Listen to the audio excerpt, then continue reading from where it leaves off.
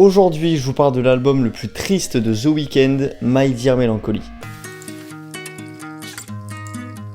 Alors, My Dear Melancholy, c'est déjà un album qui est beaucoup plus court que les autres albums de The Weeknd. Il y a 6 titres si on ne compte pas la version a cappella de Call Out My Name. Et comme je le disais en intro, c'est un album qui se veut beaucoup plus triste que ses autres albums. The Weeknd parle essentiellement de relations avec une ou des femmes qui se sont mal finies. Il évoque sa tristesse, sa rage, sa déprime et son envie de reconquérir cette ou ces femmes. Et même si on a un album qui parle essentiellement des mêmes sujets, il y a quand même des ambiances et des sonorités différentes sur chaque morceau. On a des morceaux dans le style du The Weeknd classique, genre des morceaux aux sonorités pop à l'ancienne.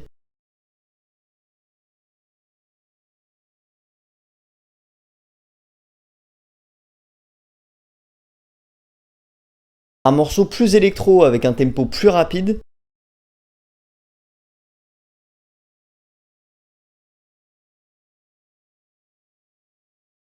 Mais également un morceau beaucoup plus calme, l'outro, qui casse le rythme de l'album, mais qui le conclut parfaitement.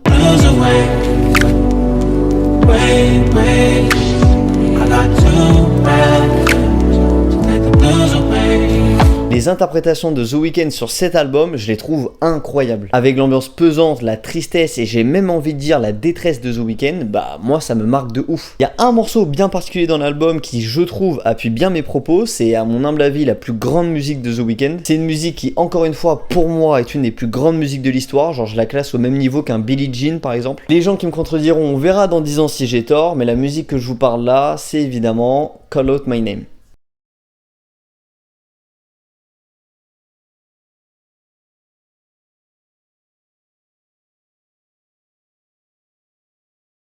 Bref, cet album c'est une petite pépite dans la discographie de The Weeknd et c'est clairement un de mes préférés de lui. Et si vous avez eu le cœur brisé il y a peu de temps, je pense que cet album peut vous consoler. Sur ce, non ans plus tard, et tout ça évidemment, c'est pour la culture.